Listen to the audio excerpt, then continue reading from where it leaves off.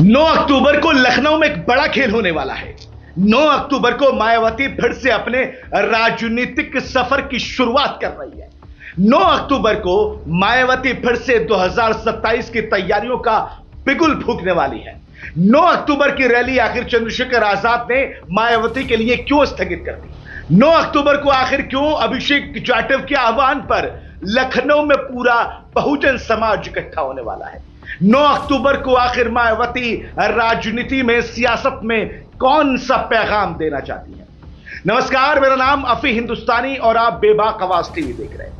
9 अक्टूबर को लखनऊ को नीले रंग से पाटने की तैयारी चल रही है। 9 अक्टूबर को अपना शक्ति प्रदर्शन करने की तैयारी चल रही है। 9 अक्टूबर को बहुजन समाज लखनऊ में इकट्ठा होने जा रहा है।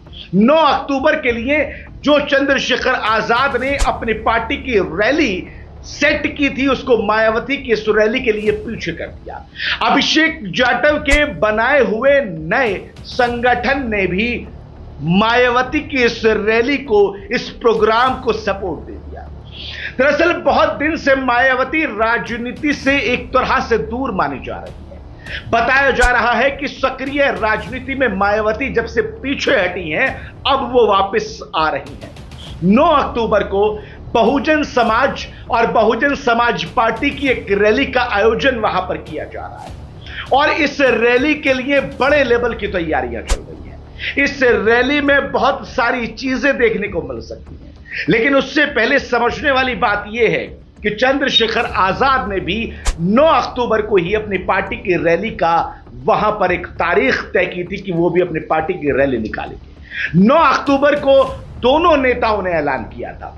इसके बाद में फिर समता मूलक संघ, जो कि अभी अभी बना है, जिसमें अभिषेक जाटव और बाकी उनके तमाम जो साथी हैं, वो भी साफ तौर पर यह ऐलान कर चुके थे कि अगर ये दोनों पार्टियां, दोनों बड़े नेता अगर रैली निकालेंगे तो फिर ये कुछ और करने वाले हैं। लेकिन जैसे ही चंद्रशेखर आजाद ने अपनी रैली की स्थगित करने की जानकारी दी, समता मूलक संघ के अभिषेक जाटव और तमाम पदाधिकारियों ने प्रेस कॉन्फ्रेंस करके बता दिया कि वो मायावती की इस रैली, इस आयोजन और इस पुकार को सुन रहे हैं।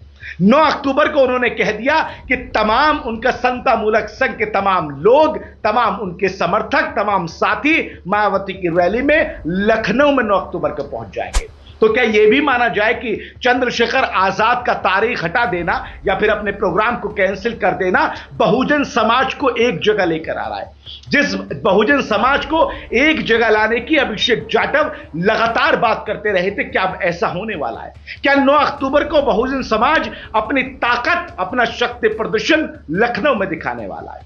बहुत सारे सवाल हैं जिनके जवाब अभी नहीं मिलेंगे, लेकिन पहले जरा यह सुन लीजिए कि अभिषेक जाटव ने क्या कुछ कहा है इस आयोजन को लेकर और लखनऊ जाने को लेकर। आप सभी को हमारा क्रांतिकारी जय भीम, जय भारत, जय संविधान। आज समता मूलक संघ और द डिफेंडर की बहुत अहम बैठक दिल्ली के अंदर हुई, जिसके अंदर सर्वसम्मति से यह फैसला लिया गया कि बीती 23 सितंबर को संघ के स्थापना के दिन मंच से संघ की तरफ से यह ऐलान किया गया था कि लखनऊ के अंदर अगर हमारे दो नेताओं की तरफ अगर विभाजित होकर रैलियां की जाएंगी, अलग अलग रैलियां की जाएंगी, तो संघ लखनऊ की धरती से क्रांति का आगाज करेगा।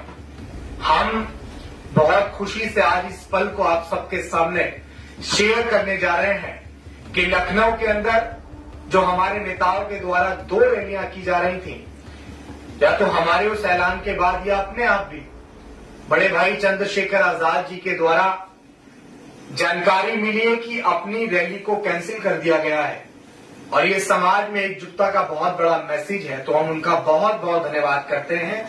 और इसी के साथ में चूंकि हमने अलग अलग रैलियों को एकजुट करने की बात कही थी, नहीं तो क्रांति करने की बात कही थी, अब रैली एक हो रही है, तो आज संघ की इस बैठक में हमारे समता मूलक संघ के राष्ट्रीय अध्यक्ष आदरणीय प्रताप सिंह अहिरवार जी, हमारे द डिफेंडर्स के राष्ट्रीय अध्यक्ष भाई रोशिंदर कमांडो जी और हमारी पूरी कोर कमेटी ने सर्वसम्मति से यह फैसला लिया है कि माननीय कांशी राम साहब की पुण्यतिथि पर लखनऊ के अंदर जो एक आदरांजलि सभा आदरणीय बहन कुमारी मायावती जी के द्वारा बुलाई गई है, समता मूलक संघ और उसका एक एक कार्यकर्ता, तमाम पदाधिकारी और तमाम बुद्धिजीवी साथी माननीय कांशी राम साहब की पुण्यतिथि पर आयोजित उस सभा का पूर्ण रूप से सर्वसम्मति से हम लोग समर्थन करते हैं और पूरी मजबूती से समता मूलक संघ अपने तमाम साथियों के साथ उस रैली का हिस्सा बनने पूरी मजबूती से जरूर पहुंचेगा। ये बहुत धन्यवाद। पहले मायावती उत्तर प्रदेश की राजनीति में बहुजन समाज के लिए आवाज उठाती आई, मुख्यमंत्री बनी और सबसे बड़ी नेता बनी। उसके बाद में चंद्रशेखर आजाद की एंट्री हुई।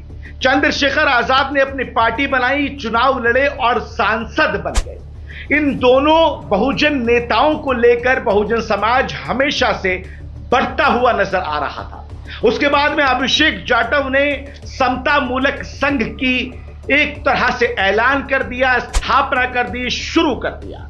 फिर माना गया कि अब बहुजन समाज 3 दड़ों में बढ़ जाएगा। लेकिन अब इस फैसले से ऐसा लग रहा है कि अभिषेक जाटव अपने उस फैसले से, अपने उस इरादे में कामयाब होते नजर आ रहे हैं।